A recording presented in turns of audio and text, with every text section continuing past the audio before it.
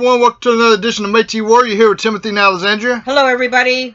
And so today we're going to be talking about the RCMP. And let me tell you something.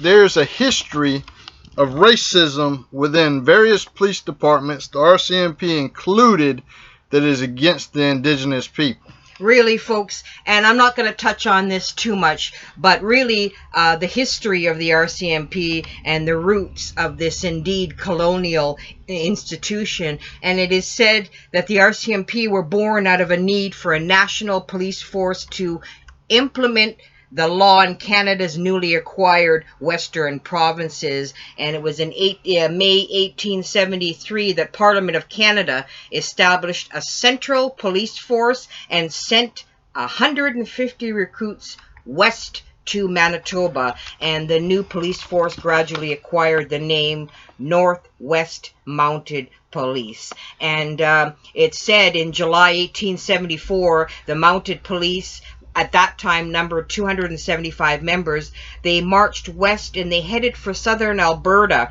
and Alberta is sort of key in our story as well, where they say that American whiskey traders were operating among the Aboriginal people. So there you have, folks, Aboriginal people as well, bringing into the mix. And again, make no mistake about it, folks, it is indeed a colonial institution implemented by the government of Canada, in my opinion, to really oppress Indigenous Métis people. And you'll see in the show a screenshot, and the RCMP took that screenshot down real quick, and it said the RCMP had deleted the tweet, and it was under the hashtag RCMP Never Forget. And they were remembering on March 26th and March 27th, I'm not going to name all the constables who were killed in the 1885 rebellion at Duck Lake, Northwest Territories. What a disgusting racial thing. What about the Métis that were killed at that rebellion at Duck Lake? Yeah, so what about all the Indigenous that's been killed by the RCMP over the last 100 years? And don't forget, David Chartrand gave them a thank you letter.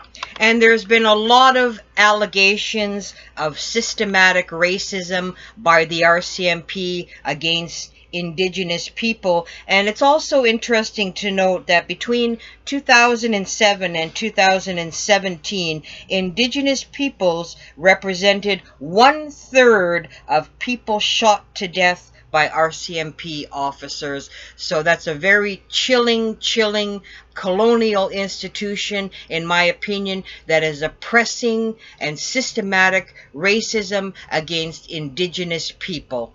And they shouldn't be killing anybody, actually. It's a shame that that's what's got to happen. But that thank you letter that Chartrand put out was actually for the Winnipeg police in an ad, but he made sure to thank the RCMP as well.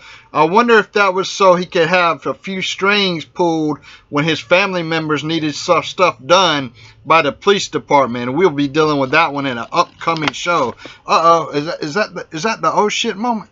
That's right. And the notion of police or RCMP being there to serve and protect in the time of need should apply to everyone, whether they be Indigenous, Black, or other racialized minorities in Canada. They should be there to serve and protect everyone. Exactly. So our guest today, Carl McKay. Carl McKay is going to be joining us to tell us about his struggles with the police. So you're definitely going to want to listen to his interview. Very interesting interview, and it's a shame of what's happened to this man at the hands of the police. So let's take a listen. Hello, Carl here. Hey, Carl, how you doing? This is Timothy and Alexandria of the Metis Warrior Media Group. How you doing today? Excellent, thank you. And yourself? We're doing great. We're doing great. We witnessed a little bit of the battle you were having on Twitter, and I can tell you that, we go through a lot of the same stuff, as you can imagine. We get attacked a lot as well. We noticed that Will Goudon chimed in to your little argument that you were having there on the Twitter. And yeah, it's kind of funny to us that he would involve himself in that. when he hasn't stopped people from doing other things on Twitter and on social media when it comes to other Métis people. So it's very, very was interesting to us to watch that all play out. Yeah. And so. Yeah. No, and I fell for his manipulation too many times, and I'm starting to see the same thing reciprocate itself, and what he's doing with the AMF to try and legitimize the relationship between the Alberta Métis Federation and the Métis National Council, which seems like a positive route if it's for the Métis, but it's not. It's to promote the MNC agenda. And we all know that agenda is to misappropriate tax funds. You know, that audit, it still shocks the hell out of me about that audit as far as what really happened there, why Chartier was. Obviously, Chartier must have thought he was going to be prosecuted. He jumped ship, but you know. Yeah, well, I think there's two motivations behind Chartier jumping ship. One is the one you just mentioned with the misappropriation of funds, but I do believe the MNC will probably dissolve itself and create something new to create one voice that unifies us at Ottawa in the House of Commons. And that's what we really need to do, is show the country that we are unified and that we have a strong voice in Ottawa, but we're not doing that by funneling cash between nonprofit organizations and emulating the American Legislative Council, ALEC, and I just don't have the acronym in front of me here, but it's the American Legislative Exchange Council, and so they're using nonprofit organizations to promote an agenda, and I'm not going to participate in that. Right.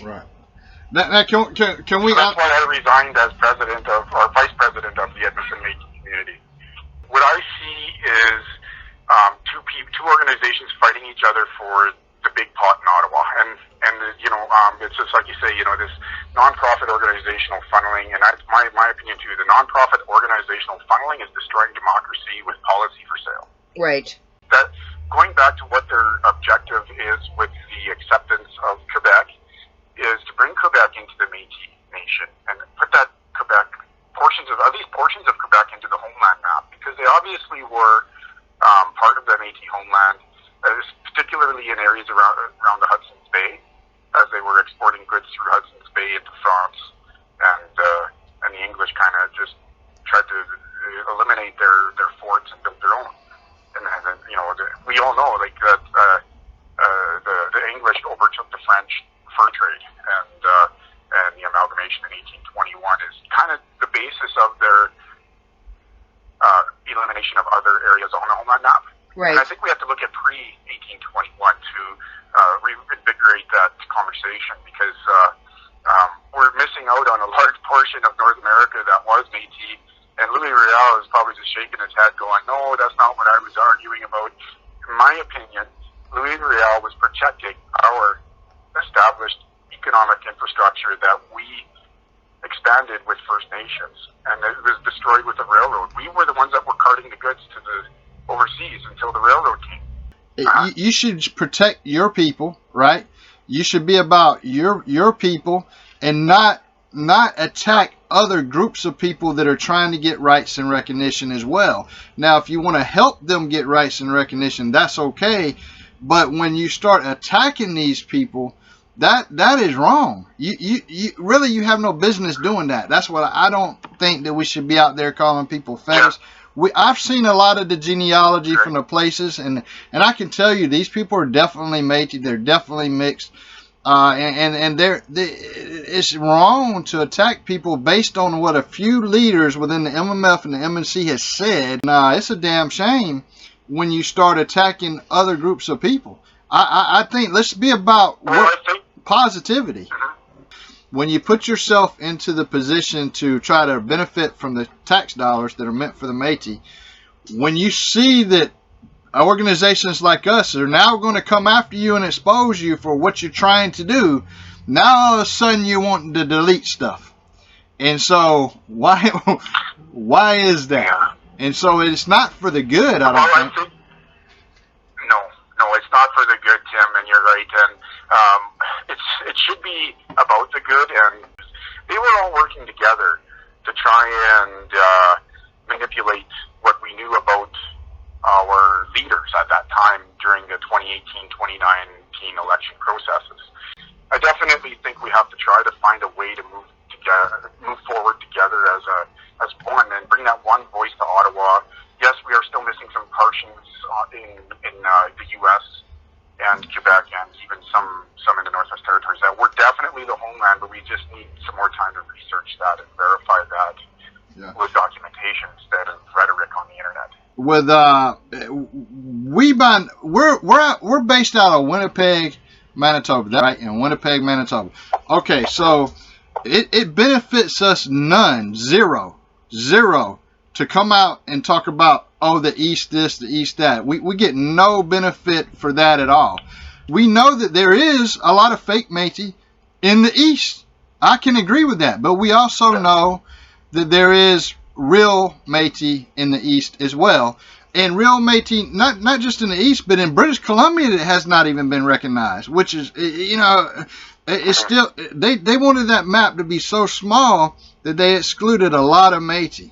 And the thing too is that the sort of turmoil that's going on now with the Métis Nation of BC and the suspended president, one of the directors on that board there, actually his genealogy mirrors mine almost identical, because we descend the same way from Cuthbert Grant Jr.'s sister, Josette Grant. So to say that there's not Métis in BC and all that, I mean, good God, I mean, I even have Will Goudon, his family, in part of my genealogy that's been stamped through St. Boniface. I mean, to see people from Quebec in his genealogy and my genealogy, I mean, it really bothers me that they're trying to push falsehoods. And, I think about my sons and what they have for the future as Métis young people, Métis youth,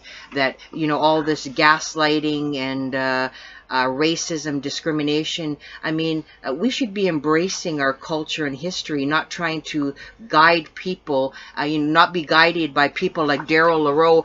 I've got shots where Daryl Leroux has said that he's French Canadian. So what is a French Canadian that's not Indigenous telling us who we are? What gives him that right? He says he's an amateur genealogist. Well, you know what? Anybody can look up their family history with time, dedication. I mean, I even got a lot of the records on my family through the church in Belcourt, North Dakota. I got Cuthbert Grant Jr.'s baptismal certificate from the church in Montreal, where William McGilvery is his godfather. So with time, effort, and dedication, we can all do it. And there's, you don't need a person in a degree to tell you who you are. And to have people like that are guiding maybe down the wrong path by they're some kind of a hero, I don't get it. I really don't get it.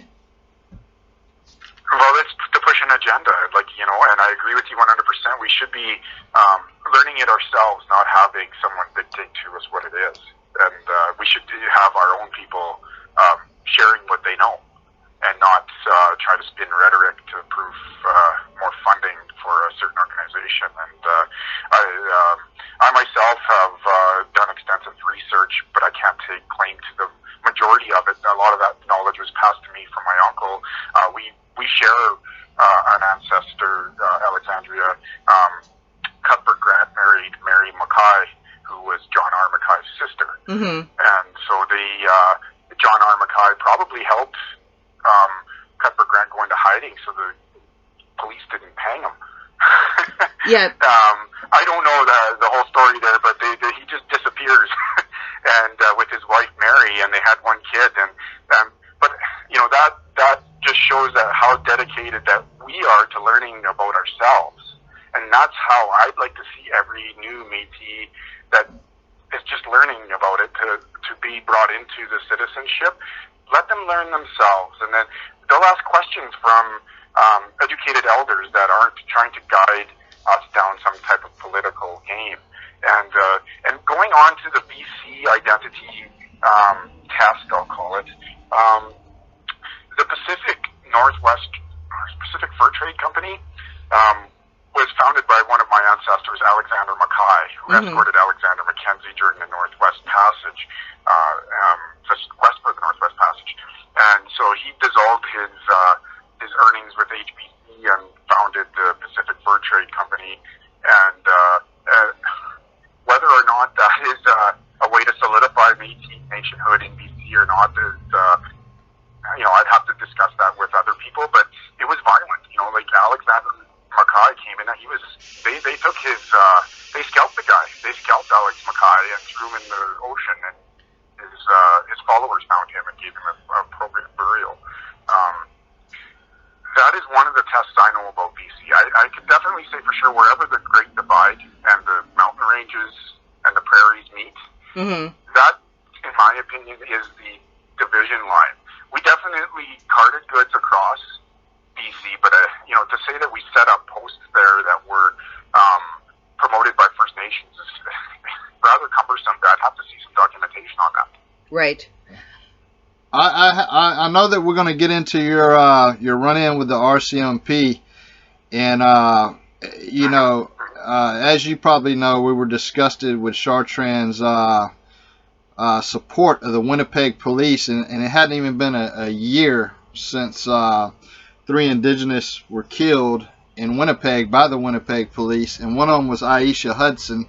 And for him to issue the thank you letter was very, very disheartening to us. And there was an individual out there that said, well, that's a very low area of concern. And no, that's a very high level of concern for our people. Because we should get apologies. We should get reforms within the police before we go out there and saying thank you less than a year later after these homicides. But we know that you had your own run-in with the RCMP. Could you tell us a little bit about that? Absolutely. Well, since 2015, I've been profiled by the K Division RCMP in Alberta, operating out of Edmonton. So the reason I started the hashtag beg for justice with the word "for" spelled as the letter 4, is because 4 times I've been discriminated. 4 times I've been discriminated. The first time happened when aggravated driver bumped me in the back and drove away from the scene, and they charged me with dangerous driving. It cost me a little over $3,000 to have it thrown out of court. They didn't charge the guy with leaving the scene. They tried to throw everything on me. Anyways, that was the first time. The second time, I had a domestic disturbance, and they tried to pin everything on me, and that was resolved with a peace bond. Instead of a $17,000 trial, it was just easier to take the peace bond. Right. And then again in 2017, I was assaulted at 1 o'clock in the morning. Had all my goods taken from my car, and they took my wallet and basically hijacked me and threw me out of my car and took all my stuff after I had a car accident. Holy smokes. In West Block. And so still going through some litigation on that with the insurance company. But the RCMP, they tried to say that I was driving reckless, and they didn't even investigate the theft of the goods. And I'm irate. But the one that put me over the top on the 4th time I was discriminated by the RCMP was when I was kicked in the face at a Petro Canada gas station. Well, I tried to walk away from the guys. 4 times he swung his hand at me. 3 times inside the store. I left after I asked him to call the cops. He came running at me when I went to open the van door, so I turned around. He swung his arm. I grabbed his arm, pushed him away. He lies to the police, tells them the police I punched him in the mouth. Oh. I didn't. I grabbed his arm, pushed him, and I'll put the video back up on my Twitter feed, but I pushed him. He's trying to say I punched him in the mouth, right? And then when I pushed him, my glasses fell off. And he kind of just stood there in shock for about 3 or 5 seconds. And when I went to pick up my glasses, his foot kicked me directly in the face. And the RCMP don't care.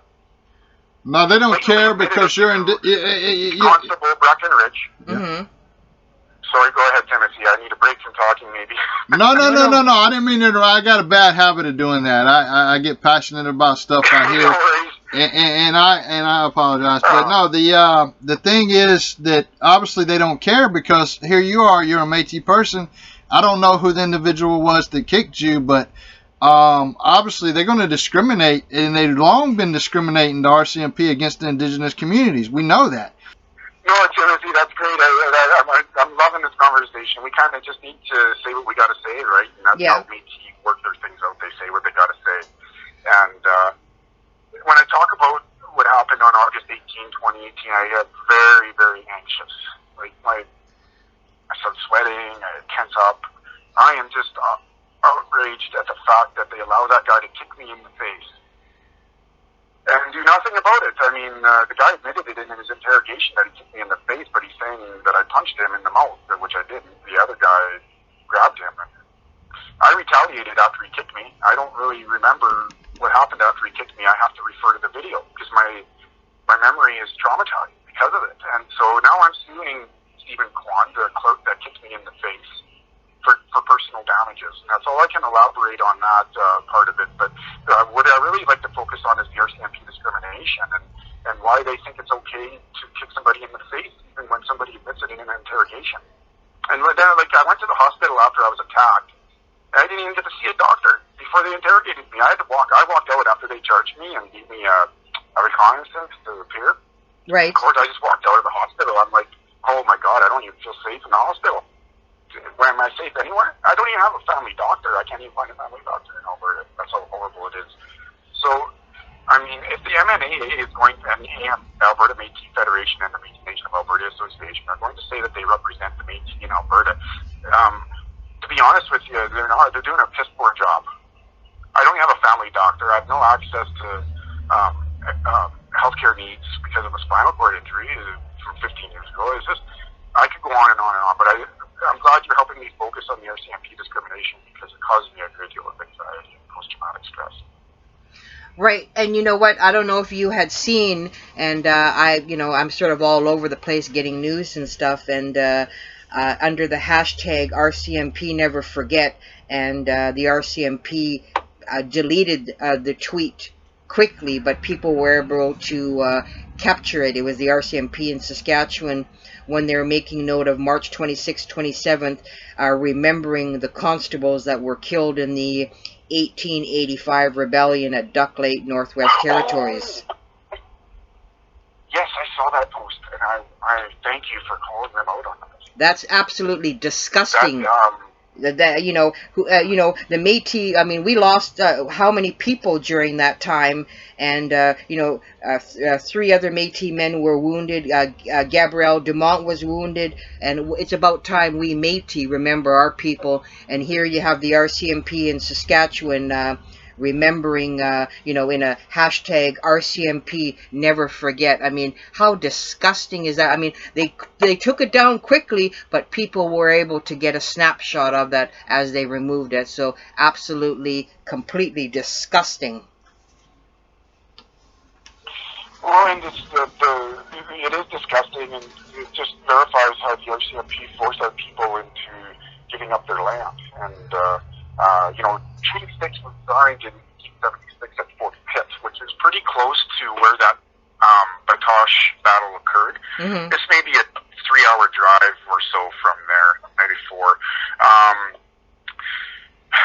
When the RCMP marched west, they came with an agenda to remove the Indian or remove the savage, and that agenda is revealing itself through decades and decades of research from the Métis Nation, we definitely have to call that out. Anytime the RCMP wants to take credit for murdering our forefathers while they tried to defend what they built, is disgusting. So yeah, we have to continue calling that out. I love your show for doing that, and I definitely stand with you and Timothy on this topic of RCMP discrimination and the way it's destroying our communities. Well, I don't want to jump past your issues because we were talking about your 4 incidences with the RCMP. Now, has any Métis organization showed you any support in your what's happened to you as you're victimized by the RCMP? I'm going to say they tried to, but it was a joke.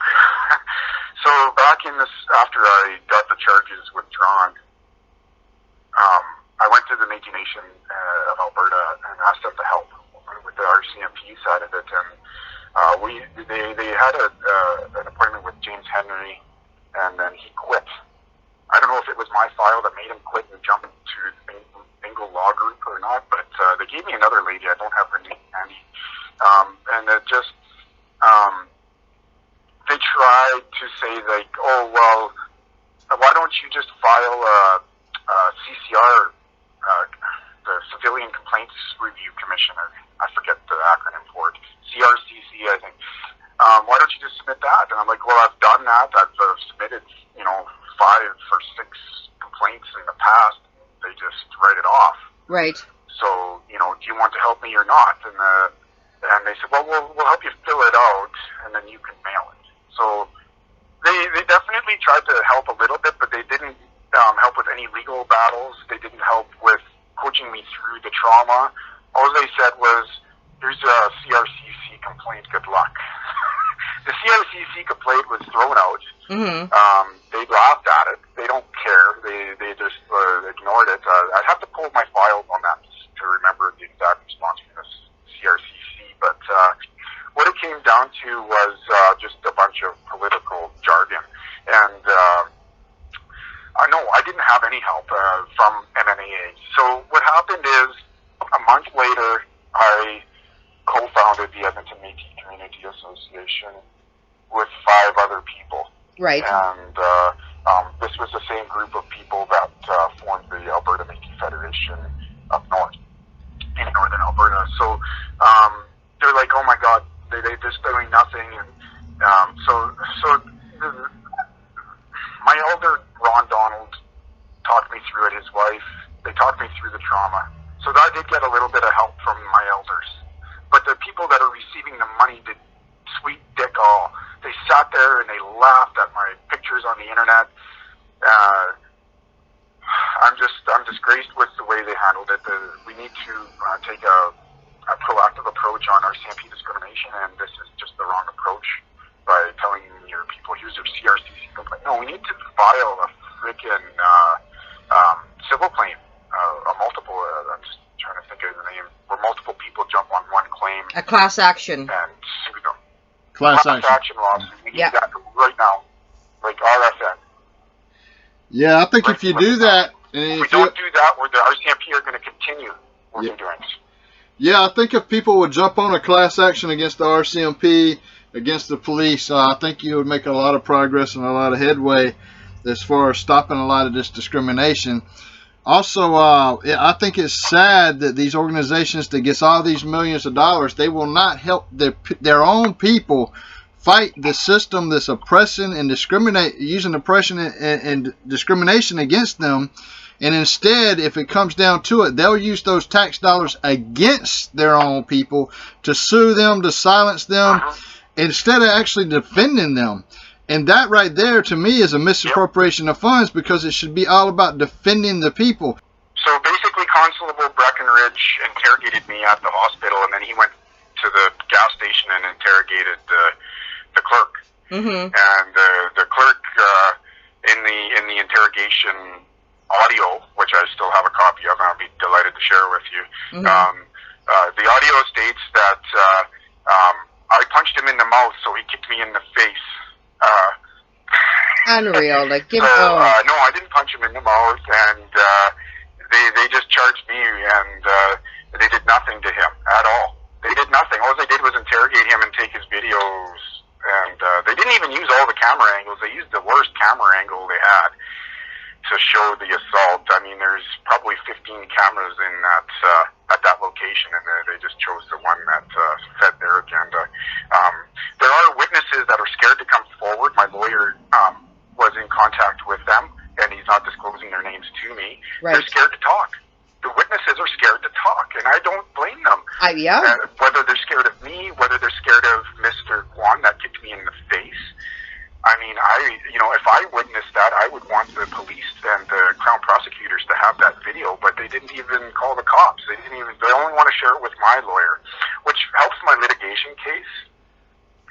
Quan for damages. Mm-hmm. And that's fine. I mean, I get that. I just wish that they would share that information with the RCMP, and I'm so outraged with that.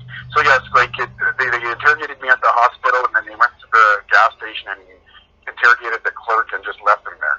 You know, yeah, he had a bloody lip, but I don't think I gave it to him because the other guy, there was another guy that grabbed him after he kicked me. Another guy grabbed him, and you'll see it in the video. After he kicks me in the face, the one witness grabs him, and then I come after Quan, I guess after he kicked me in the face, and then I get grabbed, and then the guy's holding me down, and Quan continues to punch me while the other guy's holding me. And so the whole situation is despicable. I walked away from the guy to try and avoid a physical altercation, and he just, basically came out to our van and started waving his arms at me. And, if he'd opened that door to the van, I mean, he would have been attacked by dogs. He would have been just brutalized, and I was trying to keep him away from the van. We had all of our hunting gear in there. We were heading up north to go hunting. Right. My friend Eric Sanding and I, we stopped for gas at a gas station that I've been shopping at since 2011. And to be, maybe because I was with my First Nations friend, I looked more Indigenous that day. I don't know what his deal was, but he refused me gas inside the store, and that's when I asked him to call the cops, and then he came out from behind the counter, tried to push me out of his store, and I said, I'm going to wait here for the police. And he started getting violent, waving his arms in my face, so I left, right? I started walking up to the van. When I went to open the van door, I could hear the footsteps running at me, so I turned around, he's waving his arm, so I grabbed his arm and pushed him, and that's kind of the gist of it. Whatever happened after that, my memory doesn't serve me well, because I was kicked in the face, and the trauma makes my memory a little bit jittery, so right. I have to refer to the video to give accurate statements on what happened after he kicked me in the mouth. Yeah. So I got a chipped tooth, a concussion. 2 weeks. For 2 weeks, I couldn't eat much. I vomited. I showed up to the hospital 2 days later vomiting. I left Westlock, stopped at the Athabasca hospital the day after the incident just to make sure I was okay, to see a doctor. And they're like, well, you might have a minor concussion. Just keep your eye on it. And then 2 days after the incident, I checked myself back into the Westlock Hospital, and they started to treat me for minor concussion. They did X-rays and all that. So thank you for listening to this story. It's so, when I heard your story, Alexandria, about the way the Winnipeg police come into your house there 15 or 20 years ago there, I was just like, oh my God, this is just absolutely disgusting. And we had communicated in the past around 2018 or 2017 through Facebook and stuff, but I had to take a mental health break from that. It right. was getting to me too much. Well, you know what? I agree with you. There's so many Métis Indigenous people that have run-ins with, the colonial institution, whether it be the RCMP or various police departments across Canada.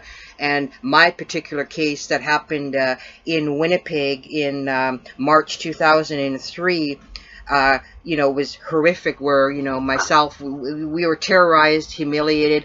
My son and I, my son was 9 years old at the time, we were thrown in a cruiser car for over 3 hours, right, so our neighbors could gawk at us. And you know what, really, the Constable Santiago and Constable Sergeant Bell, really, what I had said, and I'll stand by this, is that I told them that, you made a mistake and you're going to pay for it just like any other citizen. And I live by the motto is, whether you wear a badge or not, you're not above the law. And my son has suffered severe trauma from the incident at age 9. When you're told at 6 a.m. in the morning a SWAT team is at your door with assault rifles to come out or they'll shoot you, and telling a child that age that they're going to shoot their dog.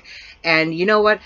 At the time, I was personal friends with the then Manitoba Justice Minister, Gord McIntosh, and I was, working full-time, working out a household. And I said to Gord, you know what, Gord, you're going to come down to my house and you're going to see exactly what they have done to us. And I said, I'm not taking the time to go to your office. I'm one of your constituents in St. John's. He was also the MLA. I said, you're going to come on my terms. And I can even remember talking to the chief of police and yelling at him on the phone. And you know what? I had to act as my own attorney because I approached the Manitoba Métis Federation. They turned me away. There was nothing they could do for me. Told me to go to legal aid. Well, you know what? I said, screw you. I'm not doing it for me. I'm doing it for my son, because he was even at a lunch program. We were in the north end of Winnipeg, and I worked part-time at the lunch program so I could spend time with my son too. A lot of the parents in the lunch program didn't want to send their children to the lunch program because they thought my son and I were criminals. So that lasting effect even on my son.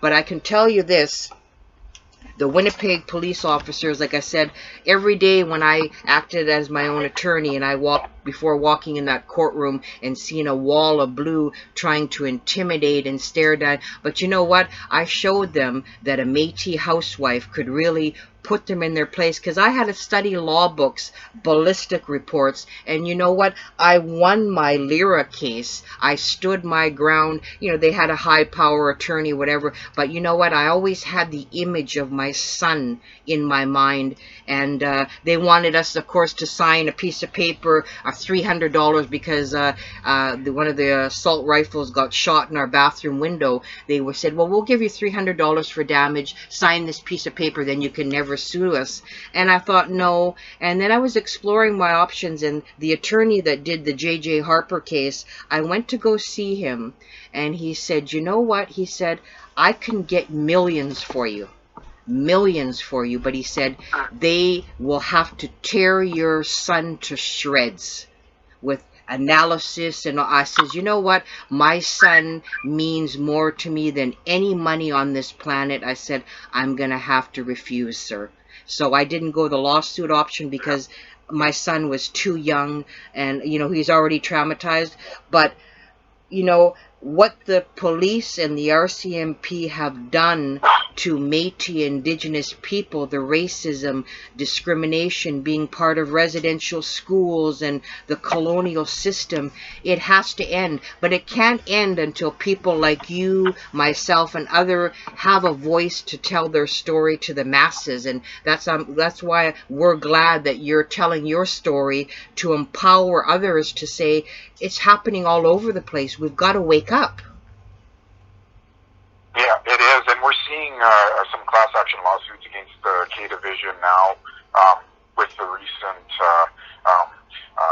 attack of the RCMP on Chief Adam in Fort McMurray, and so that's stimulating more people to come forward too. And there are some law firms that are taking class action peoples on contingencies. So that's great, and we're getting there. But we need to see internal RCMP accountability. And so let's see the Commissioner Lackey, I think it is, step down and but before she steps down, she should probably try and bring somebody in that's sensitive to the issues that are and overpowered. And you have other issues of racism. So there's so many things, but when it comes to Indigenous peoples, we need to reconcile that relationship for our country to move forward and to look like a peaceful place to live to the rest of the world instead of a bunch of people protesting all the time. And so these are key activities. Reconciliation is one. And I'm not the Indigenous expert. I'll admit that I don't have a lot of education on indigeneity, but what I learned and taught myself, I feel, is genuine to the Métis, because we have to relearn it ourselves, teach ourselves, and remove those external influences that are promoting other agendas, right? And so, like, when your story about the Winnipeg police, just honestly, I'm in awe. And thank you for being a strong role model and resilient in holding the police accountable. I appreciate that, and we appreciate your story as well, and more people have to do that. Is there anything else, because we're running out of time here, is there anything else that you would like to talk about for the listeners that maybe we haven't covered in this interview? Well, there's one issue I think that's a big deal with the Twitter battle that occurred yesterday, and we need some accountability on that oil spill that happened in St. Lazare while Will Goodon took off to a foreign country. So, yeah, he has a habit of taking off that. That's quite comical. So, I mean, when it happened, I did phone his local office there because he is the president of that area where the spill occurred. Brandon, he's the president of the Brandon local. So I phoned them and I said, "What are you guys going to do about that?" Well, we'll probably just allow a pipeline and alleviate the stress on the rail. And I thought, what? Why aren't you out there doing some type of an impact assessment? Why aren't you out there? Or send a coordinate. Maybe you planned your holiday, I get it. Send a subordinate or somebody from your office out there to assess the damage and see what is being done on it by CN. And you know, they did a pretty good job of cleaning it up. It was in winter time, so all the oil got absorbed into the snow, and it was rather easy to clean up. But nobody did an impact assessment. They're just like, yeah, we need a pipeline. So I get it. They're using that as political warfare, but that is one topic that severed the relationship between myself and Mr. Goodon. Yeah, well, what severed our relationship between Goudon and us, because, I mean, even in 2018, we were still on speaking terms. You were still talking to Goudon, right? Well, yeah, because, I mean, in 2016, on the 200th anniversary of the Battle of Seven Oaks, the MMF wanted me to speak at that anniversary. Will Goudon was there at Grant's Old Mill, blah, blah, blah. So, you know, and then what really turned it for me specifically is myself and other Cuthbert Grant family members, we raised the money to put that marker in St. Francis Xavier. Not 1 cent of it came from the MMF or any government official. We did it. And now every year after the marker was put up, you see the MMF and Will Goudon using it like they contributed to it, which, you know what, they give, you know, credibility or recognition to Cuthbert Grant Jr., but they're misappropriating something that they had nothing to do with. And, you know, his attacks on me and, you know, as an author, not even supporting a Métis author's book. Let me dive into that a little bit. What happened was Alexandria released a book called Cuthbert Grant, a Métis Visionary, right? And so when she reached out to the MMF for some support as an MMF citizen, they replied back in an email that unless she had national media coverage, they were not going to support her book. Now, can you now keep in mind, days after this email came, she indeed got national media coverage because the book was #1 on Amazon for 3 weeks with no support of the MMF. And so but it became a point where you have an author here that is your citizen, and you won't support her unless she has national media coverage, which, by the way, she did end up getting. But that just sucks. That speaks to the level of corruption, the level of nepotism that runs within the MMF and the MNC. And here, you know, the irony of that too is that when I was part of the, you know, the anniversary of the Battle of Seven Oaks as you know, a Cuthbert Grant Jr. descendant, when even Clem Chartier was there. I remember David Chartrand was there. Leah LaPlante was there, and she approached me. David Chartrand was just a few feet away from me, and she said, you know what, you know, since you have a relationship with Sir James Grant, you're the Sepp Stewart of Soy Cudbright, representing Cuthbert Grant descendants, David would like to sort of facilitate a relationship with Sir James Grant in Scotland. And she said, David is wondering if you could kind of facilitate that arrangement. And I kind of turned around and I said, well, isn't David just standing right there? Is the problem, is he too big of a dictator that he can't address one of his own citizens and ask me himself? And I just said, you know what, screw that. I'm not an errand person. You want to do something on your own? I'm not a lackey. Good for you. That's awesome. You know what? And you are a leader, Alexandria, by doing that. Well, I'm just, you know what, I'm just trying to, what we're trying to do is that we're trying to bring truth, like we always say, transparency, accountability, and people, people don't want to hear the truth. They've got blinders on. Even, you know, it's sad to say, my own mother, I mean, she's had her MMF card for over 20 years. In public, she won't admit to people that she's Métis. And I remember her telling me the story when she got her Métis card first, and she said, you know what? I was told to go to St. Laurent, and she said, some guy that I don't even know is going to sign for me. And that's how they do the cards. And I said, Mom, I said, did you even know this elder? She goes, no. She goes, they just give you a list of people to contact, and they sign for anybody. But I mean, we have the genealogy that had to be done by St. Boniface to back it up. But and she says, I can't stand what the MMF is doing, how they're they're misleading the people. And she said, it's all about the money. And I mean, I even went to school with David Chartrand's sister. If we could, we'll go ahead and wrap this show up. Yeah, no problem. Thank you. Yeah, thank you. Hey, thank you, Carl. Thank you for joining the show. Thank you very much. Have a good day. Thank you. Take care. You too. Bye.